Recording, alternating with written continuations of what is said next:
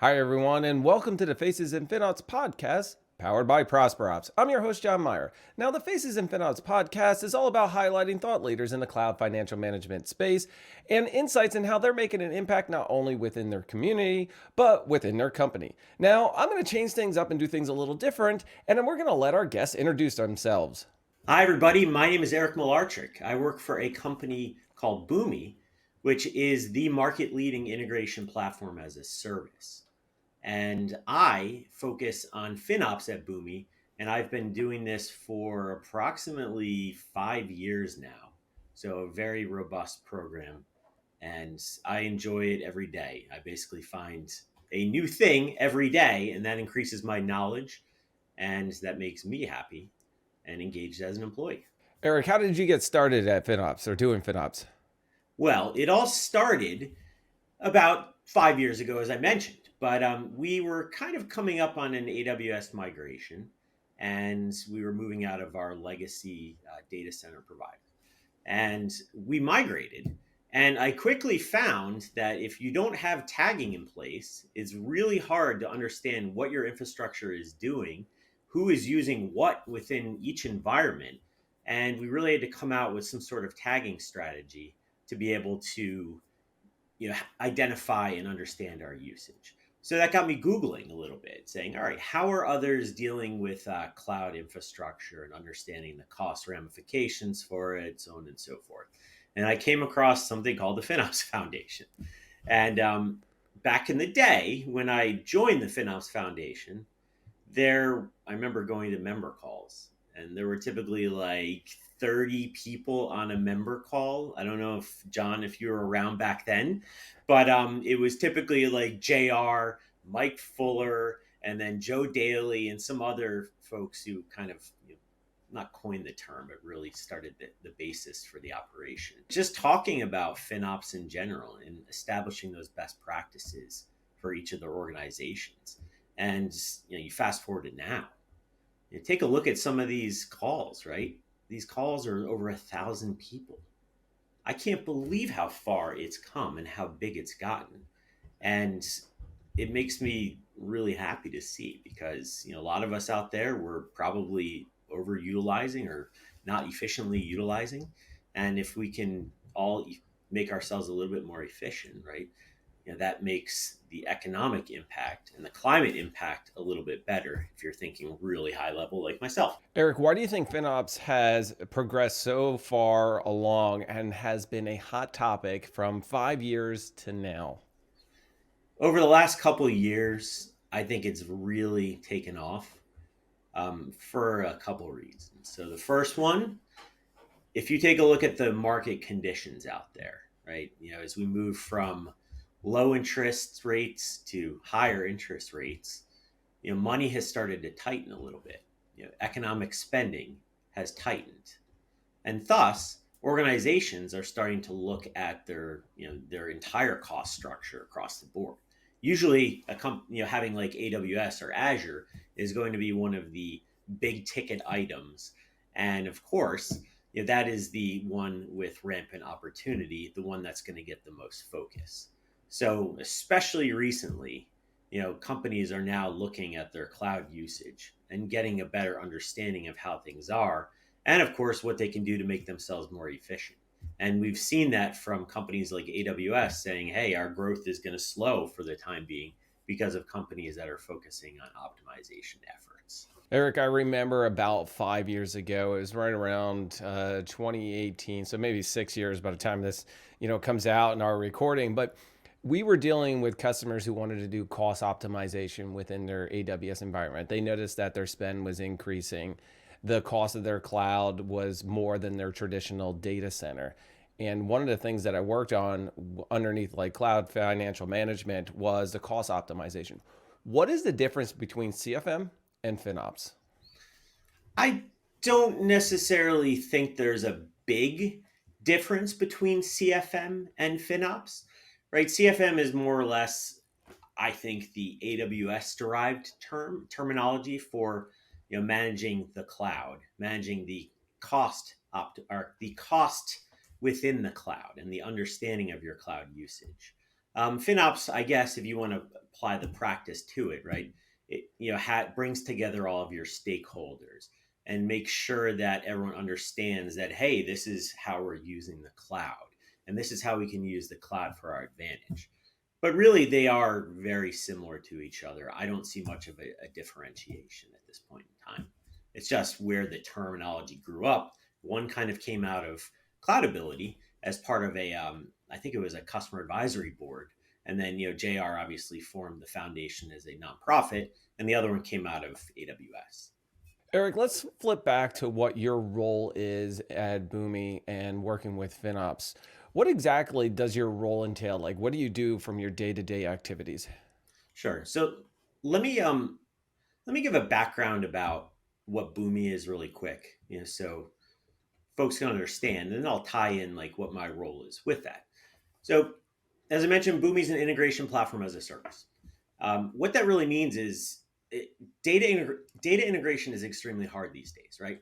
You've got applications out there that don't talk to each other, such as a Salesforce talking to Workday. Like none of that communicates to each other, and that requires companies to staff teams to write integrations, to manage integrations, to maintain middleware, to connect that data together. That's frustrating. That's time consuming. What happens if one of those providers goes and changes their connectors, right? And you don't know about it. So you've got to go ahead and go reconfigure the integration, make sure that it's working. And at the end of the day, if you don't know about it, that could be impacting your business. And your business could lose out on potential revenue because you missed a change to integration. Well, a company like us gives that to you as a service where you don't have to manage and maintain that infrastructure. You can host it within the cloud, being our cloud, the Boomi cloud. You can host it in your own cloud, or you could have us manage it for you within our own cloud as well. So now let's tie in what I do to that. So as a FinOps practitioner within Boomi, I help manage and make sure that our infrastructure is optimized, make sure that we understand where our cost is going, understand what our unit economics are, especially like what our cost per tenant is for our customer base, what our cost per, we have a couple different products, like Golden Records, which is our hub product, what our cost per Golden Record is, what our cost per flow launch is. We use those as efficiency metrics that we track so we can understand if we're moving in the right direction, obviously growing faster than the cost, having that revenue come in faster. Myself as a day-to-day, I lead, I engage, I enable engineers to understand that efficiency. We try to bring everything to those engineers versus making the engineers go and like seek out and understand what an optimization opportunity is. I found that in my experience, typically bringing things to the engineers automatically that makes sense gets them to take action a little bit quicker than them going out and trying to dig into the cost optimization hub, for example, that was created within AWS. I also work on with the procurement team. So we are obviously using cloud services and other SaaS providers, and we'll partner together to really understand our usage and make sure that we're doing it efficiently, and of course getting the best possible contract for Boomi. Eric, talk to me a little bit more about your FinOps implementation at Boomi. How did it get started? So it started, we basically found a tool called Aptio Cloudability. At the time it was Cloudability. We've been using it for quite a while. And we chose to use that platform because we're multi-cloud to figure out and start understanding our cost and usage. And that became like the basis for really understanding what we were doing. Obviously, once we applied like the tagging strategy, we were then quickly and easily able to allocate like 96% of our spend to cost centers just through the tagging and the account structure that we have. That was really the basis. After that, we knew that we were going to be rolling out a bunch of new environments, right? And this was back like after we had moved our platform into AWS. So building on top of Cloudability, we were able to roll out a number of other resources in specific regions very quickly and have the tagging capability to understand what we were costing, how many customers we had in those particular environments, and of course, start building those unit economics that I had talked about just a moment ago. But that platform became the foundation for us as a practice. And since then, we've still leveraged that platform to extract data out of and really bring that data into. I talked about this back in like 2020. Boomi used to be very structured in the office, just like a lot of organizations that were out there. When 2020 hit, the COVID pandemic, we all of a sudden were remote and we were leveraging Slack to communicate. So the best way I found is to bring that data to the engineers where home base is, so in Slack. So we worked with each of the teams to establish those Slack channels to get that data piping into. And they've learned to all look at that data.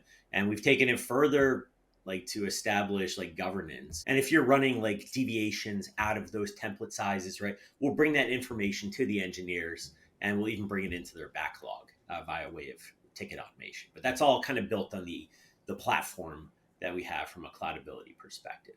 And as I said, we're multi-cloud, so we definitely have that practice across all of our cloud providers that we're using today. Eric, so you're taking the data and you're bringing enhanced visibility to your engineers that they trust the data that is visualized to them and saying, oh, we need to make a change, or we're deviating from our traditional kind of standard templates and plans. And now we need to make sure that this fits in within our FinOps practice, that we're doing the right things for the business and that we're not kind of elevating the cost. That's right. At the end of the day, visibility is key. If the engineers don't see the visibility, I don't know if any action is going to take place outside of somebody like me nagging all the teams. Not to say that I don't do that. I certainly have built up my persona here at Boomi over time to become the Boomi Grinch, which we can dig into if you're curious on that story. But, we got to go there right now. The Boomi Grinch. Okay, so all right, you got to tell me about this. All right, yeah. So sidebar conversation, John. Okay, so here we are. It is holiday season, at least the one that just passed, right? So this is probably the fourth iteration of the Grinch that has come out. But actually, it's probably 5 years now. It was definitely pre-COVID. So I basically around the same time that I started becoming like the full-time practitioner, it was around holiday time. And there's one thing that would drive me absolutely insane. It's, hey, at the time, Dell owned Boomi, and Dell mandated off the last week of the year. So we knew confidently we're not going to be around. And usually people kind of ramp down, in December.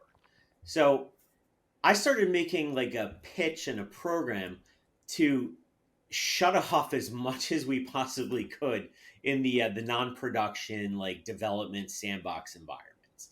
And I would work with the teams and say, hey, do you need this stack? Are you going to be going away? Is it business critical? And then of course, it would get shut down as people were gone. I remember I remember going to the sandbox accounts and we literally had nothing online. I was feeling really proud of myself at that point in time. So overall, like I kept kind of reinforcing the Grinch message. I made like this whole Slack post about the Grinch and how he's looking over the cloud farm and he wants to make sure that nobody's wasting spend, because the Grinch really gets upset when spend is wasted, especially when you're sitting in vacation, right? So just making the pitch, reinforcing the message over and over again at that time led to, I think it was around like a $200,000 like monthly savings or monthly cost reduction just by making that pitch. So what happened is that more or less, the name stuck with me because the program was successful. People in our Slack like went and created a bunch of Grinch emoticons for each of the holidays. So now you've got like a Grinch with like a worker helmet on for Labor Day, right? But the name kind of stuck with me, and it's continued ever since. Like I I used my friend ChatGPT to make a nice little poem for the holidays, this past holidays. And we've obviously evolved a little bit at Boomi, right? We have folks that are now working in India. So it doesn't apply to everybody anymore, right? We've got, workers all over the place now. But for the most part, the American folks, followed suit. And we turned off infrastructure again. And that's kind of been our lifeblood. Like we do turn things off on nights and weekends and on holidays for the most part. That's non-business critical. In a long-winded approach, like I am the Boomi Grinch. That's the story of how I became the Boomi Grinch. The name will always continue going forward, regardless of whether I'm at Boomi or not. Like the culture, the mentality is baked in now, which is pretty awesome. I like that, the Boomi Grinch. Eric, I'm going to have to share that when we do this post here. I'm going to be like, you got to reach out to Eric and ask him about the Boomi Grinch.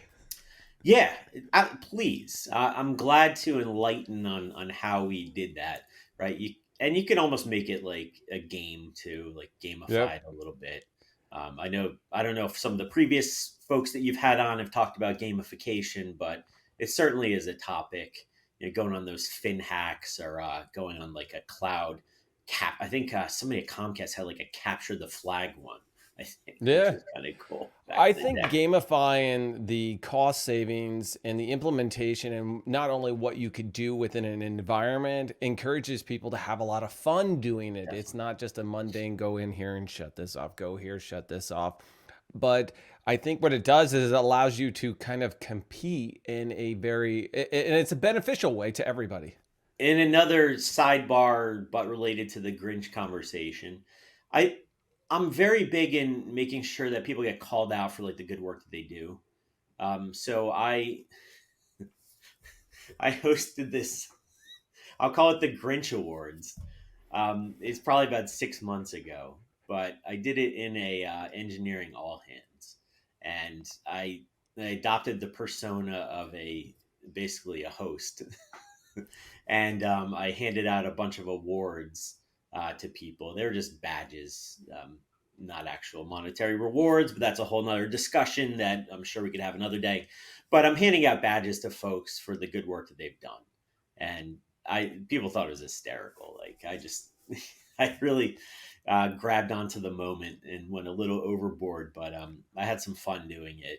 And I'm probably delinquent on doing it, but we probably should do it for the end of the year as well, because we've just hit the end of the year. So, little sidebar conversation for you. Actually, that's a good idea because people look forward to those quirky rewards, even though like they're not like it's not a normal thing that's actually done. But they're like, oh man, I can't wait to win this award at the end of the year. Your story on the Boomi Grinch, I think you should submit that to FinOps X. I think that is a compelling story, a speaker presentation on the Boomi Grinch. And if you don't submit it, I think I might have to do it on your behalf. Go for it. Yeah, I've never trying to think. I think the first FinOps X I touched on it, but I feel like it was like in a Q&A session. So yeah, somebody had asked the question. But John, it's a fun story, and it's similar to like Joe Daly. Yeah. I don't know if you know Joe, but Yep. he used to at Nationwide, people would print out his face, or they put him on like the monitors, and it would have like Joe Daly is watching your cloud spend, right? He's always watching with his face in there. That's like Monsters Inc. I'm always watching you. Yeah, definitely. I like that. Eric, how would you actually like rank your company's maturity level for within the organization around FinOps? Or do you feel yourself you're in a crawl, a walk? Do you reach the run stages at all? Yeah, definitely. We are in a run stage, right? We've been practicing for years. I have one ally on my team, Will Carlson. He actually was our Cloudability technical account manager at one point in time. He chose to leave Cloudability, and then months later, he was still out there looking for a job. I'm like, oh, I've got something that's opening up, and I brought him on board. And we really have a lot of fun together. He's also really versed in FinOps, especially from his days at Cloudability, right? He was working with a ton of different clients as a technical account manager. But I would say we are in a run stage for just about everything. Now we're still working on like moving into containers, right? That's going to be a big initiative for us. So making sure that we're doing it in the right way, scaling up and scaling down with demand, making sure that the labels and the namespaces are in place so we can understand that cost, especially as we start breaking up, what was traditionally EC2 and RDS environments into more of like shared environments. So that's kind of the next thing for us. But at the end of the day, like I try to automate myself out of a job. I don't know if It's funny. My boss yesterday was just talking about that. As some guidance for a lot of folks, like that's some guidance that he got. But in reality, like you're not trying to get yourself out of a job. You're trying to elevate yourself to work on more important things, to work on what's next, right? And I've got to tie this into like Prosper Ops, right? I used to be buying savings plans and RIs and all that fun stuff, right? I'd spent a lot of time, and going back to like that Grinch story that I told, I remember we had shut off so much back in the day, and savings plans didn't exist then. So I was literally converting RIs on Christmas Eve, I think, or Christmas Day, one of those two, to make sure that we didn't waste. But that's another discussion point. But my point is, I was spending a lot of mundane time and effort buying savings plans, buying RIs, and I found out that at the end of the day, there is tools that can automate that function, that can do it way better than I can, and save myself more time to focus on like usage-based optimizations, which may be the bigger ones. Making sure that we're re-architecting or using differently or using less if we don't need to be using as much as we currently have. So automating myself out of the job, I said I'm going to automate this job function away. And that is where Prosper Ops data showed that they could do it better than I can, and I brought them in, and they've crushed it for us. Like it's something that I would never want to do again. But thank you, Prosper Ops, of course, for helping me down that voyage. That's true automation. And I think that's one of the jobs or things that people don't understand is if you're trying to manage any of your reserve instances, savings plans, anything by yourself on a small scale, it works. But on a large scale, it's very difficult because there's so many moving parts and information that you have to take into consideration. Eric, what are some of the other things that you're utilizing automation for and hopefully automate yourself out of, I don't want to say a job, automate out of a task? Yeah, sure. So the governance and the compliance. So that's where Will's kind of my technical counterpart. He's hands on keyboard, like writing code. I last wrote code on I think maybe ASP 6, so a long time ago. I don't want to be in there slinging code because I know that that wasn't something that had really interested me a whole lot. Although these days, like code is everything. Anyways, so bringing that information to engineers, as I mentioned, right?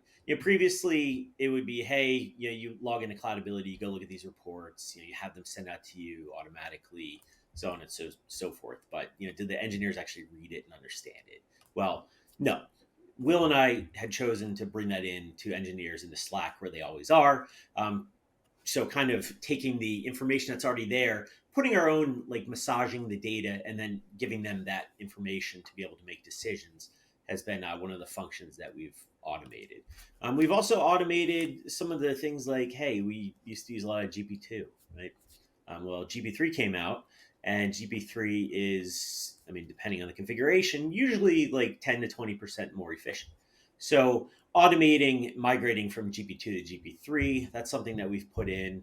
Removing things like unassociated IP addresses, alerting on stacks that may have leftover resources in the event that somebody tried to delete something manually and forgot about it. So bringing some of those things in an automatic fashion to the engineers from a visibility perspective is really the crux of it. Previously, that most of that would have been done like manually, and it's given us the ability to focus on other things like usage optimizations and what's next, and even tackling that big observability build that nobody's looked at yet. Eric, what are some of the challenges that you might have faced in the early stages when you were implementing FinOps? I found that so my influence can be a double-edged sword at times. Like in the event that, hey, if I'm looking at right sizing data for something that I know is going to be rolling out in the near future, for example, say we're going to do a cloud migration, and I look at the data and the data is suggesting to me that, hey, the resources that we provision, like we need to bring those down because they're too big. I know we're going to be migrating customers soon, but the data is showing that we don't need the set of resources that we've provisioned. So, to tell a story on that particular topic, one of the things that I remember specifically is I made a recommendation to downsize a set of infrastructure that was going to be used for a migration. And the engineers, just because of my name, followed suit with downsizing that infrastructure without really pushing back, right? And guess what? I was wrong. The infrastructure actually needed to be at that certain size to be able to complete the migration, and it almost put our migration at risk.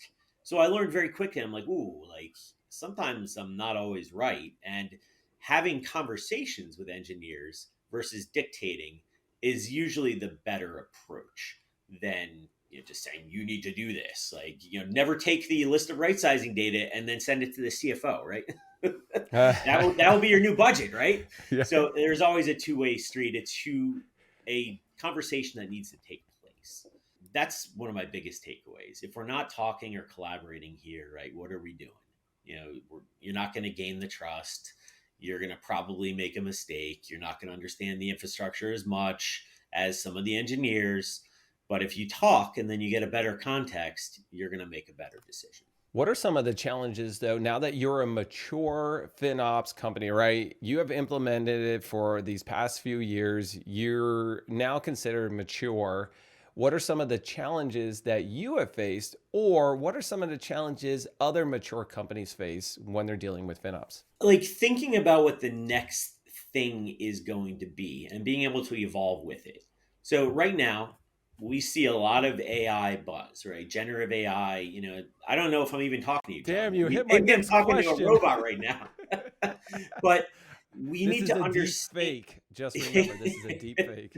Yeah. But we need to understand, where this industry is going and really being able to understand how to optimize some of this new infrastructure that's going to be coming our way. We're dabbling in AI now, of course, just like everybody else. But I want to make sure that we are doing it in an efficient way from the beginning.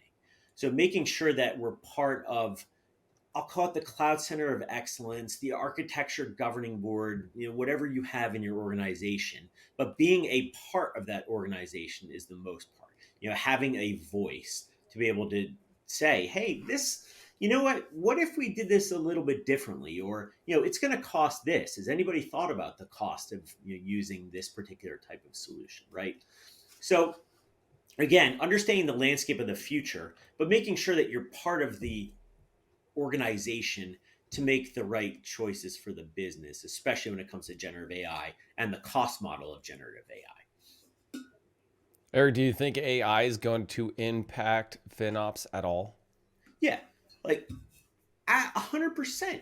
Like if you can leverage in a generative AI fashion and potentially, as I like to automate myself out of a job, come up with better right sizing recommendations that are, even actionable, or if you can even have a robot, that you educate, make decisions based upon data, understanding how your environment operates typically, that can actually check code into the repository, potentially like a pull request or something, that would be, in my eyes, really valuable. And I think that's where this industry is going to go. Like we need to be having systems that understand and that can make decisions as, if not quicker than a human being, to enable us to become more efficient. So look for that to come in the future. I think, like, I've seen multiple vendors starting to tackle that initiative. I think AI is going to impact FinOps, but not in a negative way. It's going to automate and do some of the things and visually help everybody out and understand more aspects around FinOps, around the culture, around cost optimization, around their hyperscalers. things that they couldn't once pull together from various reports. AI is going to help them visually see things not only today, tomorrow, and down the road, and predict a lot of those, but it's still going to need a human to validate the data, to perform some percentage of the action. And maybe we can lower the threshold of 33% of engineers not taking action down a little bit more, because the risk isn't there, because more data is available. I agree with you, John. Like at the end of the day, we all want to do this more efficiently. We do want to take off some of the mundane tasks that we do and give it to automation. But that's going to make everything better for every organization, right? If we're using less because we didn't need to use as much, that changes the carbon footprint a little bit. So I want a planet to be here in 100 years, especially for my kids, as they get older as well. So we really need to understand what we can do to lower our carbon footprint. And I think AI will help us get to that point. But we need to educate it. It's another tool for the job.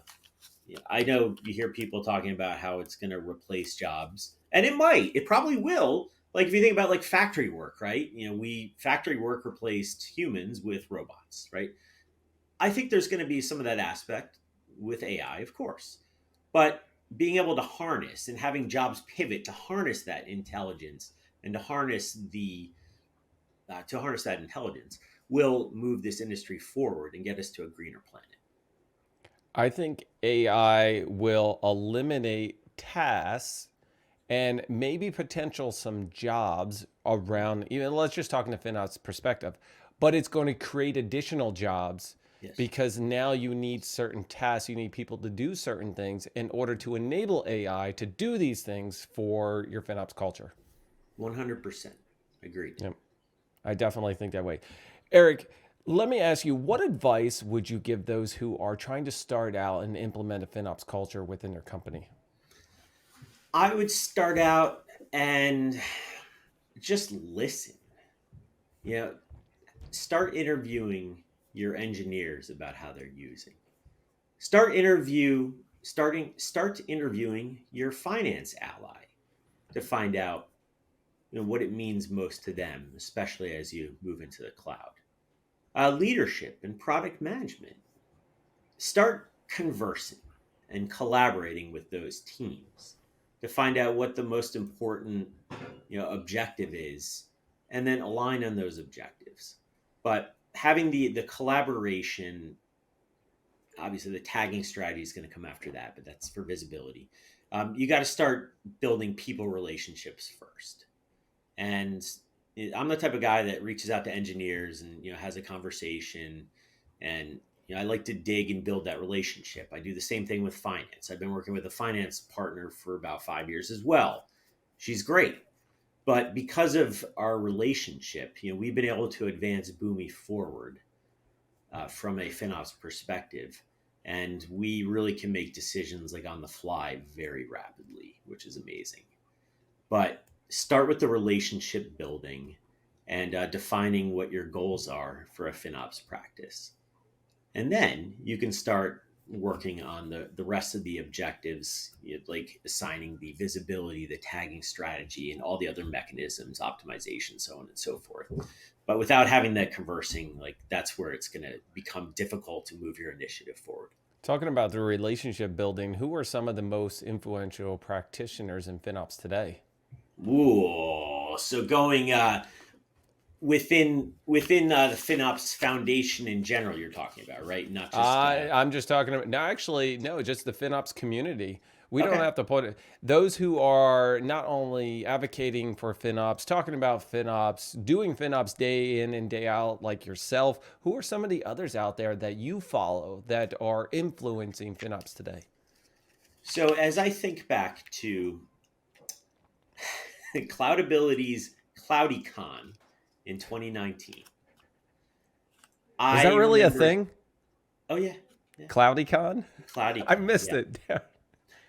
So 2019 September. It was located near San Francisco Airport, in Burlingame or Ham or whatever it's called. In that room was Mike Rosenberg, Rob Martin, Kyle McLaughlin, Steph Gooch, myself. I think Dieter Matzion was there. Um, and like a ton of other people, to be honest. Like, I'm not doing justice in the amount of folks that were really visionary and foundational. Oh, Ashley, of course. My goodness, she sat like right in front of me, right? Ashley Hermako. But those folks I've learned so much from and have shaped the community in an incredible way. And those folks have been doing FinOps for a very long time, but they were right. Like, they've established the way, the framework, and have even joined the foundation, as a leader to make sure that the framework is getting out there for others to use. But for me, the person who really impacted my life the most is Dieter. Dieter, at the time, I think he was at Intuit. Yeah, he actually gave a presentation there. But Dieter is the type of guy that, he's an ambassador, but he will come out and be like, all right, you want to learn more from me? Schedule a meeting. Let's hop on a call. And I remember him and I think another guy from Intuit, his name is escaping me right now. I apologize. But they joined a call with me as I'm starting to shape the foundation, or starting to shape FinOps within Boomi.